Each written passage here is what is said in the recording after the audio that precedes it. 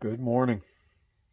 Mediocre morning wrap-up program for the 19th of April, 2021. It's a Monday. Took a long weekend off. Got my second jab. Had a rough time with it, so had to take the weekend off just because I wasn't feeling it. So, a lot of sports news that's happened, however. Um, Alex Smith has retired from the NFL. um, Probably one of the most admired guys in the NFL as far as I'm concerned. What he came back from his injury um, was spectacular. He had no reason to even try to come back from the injury he had. Um, kind of like the Joe Theismann play back in the 80s.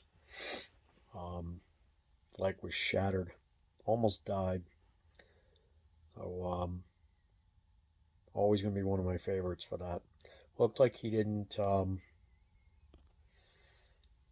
have a chair to sit in at the end of the quarterback carousel, so he retired this morning.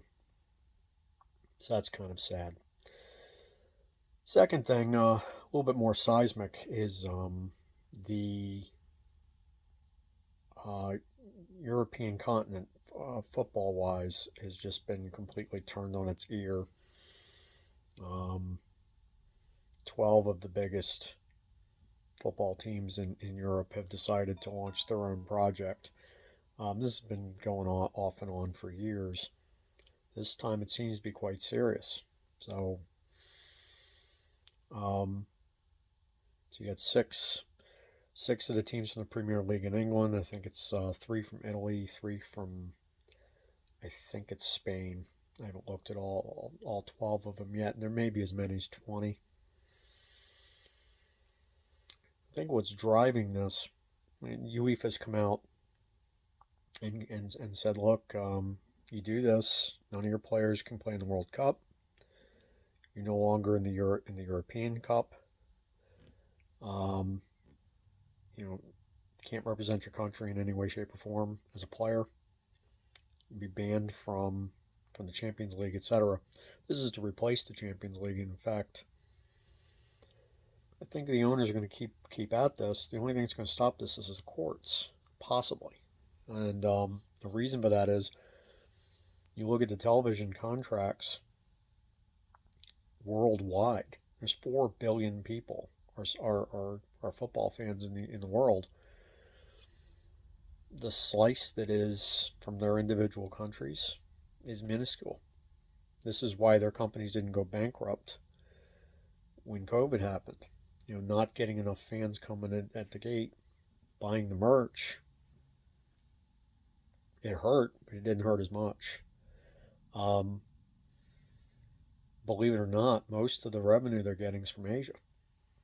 As I look into it, so there's a lot of foreign ownership from there's American team, club ownership. There's oligarchs from other areas. So um, this was bound to happen, but it's really created a large amount of upset in the areas where they're pulling these teams from.